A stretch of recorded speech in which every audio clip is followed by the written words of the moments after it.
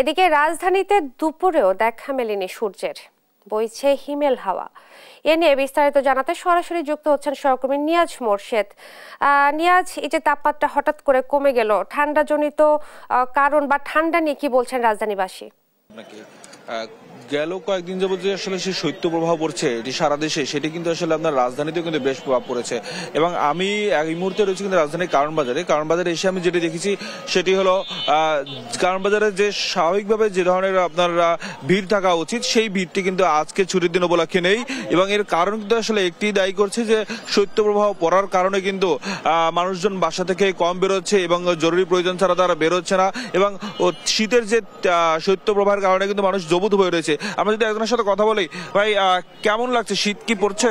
শীত পড়তেছে, কিন্তু কাজ বাজ কিছু করতে পারতেছে না শীতের কারণে, ঘরতে বাইরে পারতেছে না। গাড়ি চালা প্রচুর তো শীত লাগতেছে, বুঝছেন? এই শীতের জন্য দাঁড়ায় রয়েছে, কাজ গাড়ি থিয়া দাঁড়ায় রয়েছে শীতের তাপার জন্য। যেমনটি শুনছিলেন আসলে শীতের কারণে কিন্তু তারা খুবই, আমরা যদি একটা রিক্সাওয়ালা আছে যারা রয়েছেন তাদের সব থেকে বেশি কষ্ট হচ্ছে। চাচা, শীত কেমন পড়তেছে?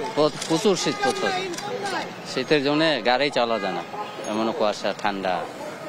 কাস্ট মানে আপনার যাত্রী কি পাচ্ছেন এই শীতে? যাত্রী কম, যাত্রীও নেই, যাত্রী তো ঠান্ডার জন্য বাইরে হয় না। যেমনটি শুনছিলেন আসলে এই শ্রমজীবী যারা মানুষ রয়েছেন তাদের আসলে সব থেকে বেশি কষ্ট হচ্ছে এই শৈত্যপ্রবাহের কারণে।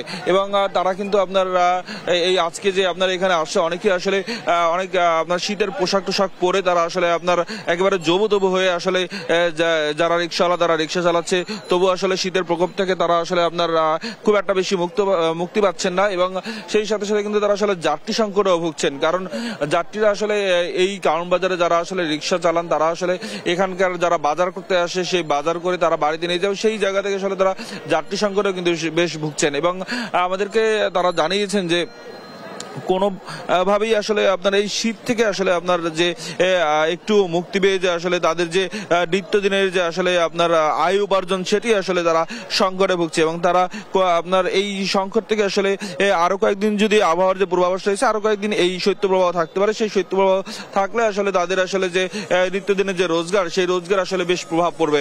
এবং আজকে কিন্তু আপনাকে বলে রাখি যে পঞ্চগড়ে কিন্তু একেবারে সর্বনিম্ন তাপমাত্রা রেকর্ড করা হয়েছে সারা দেশে। এবং ঢাকায় কিন্তু এই মুহূর্তে আসলে আপনার 14 ডিগ্রি সেন্টিগ্রেড তাপমাত্রা রেকর্ড করা হয়েছে পর্যন্ত। এবং অনুভব হচ্ছে কিন্তু বেলা 16 ডিগ্রি সেন্টিগ্রেড তাপমাত্রা।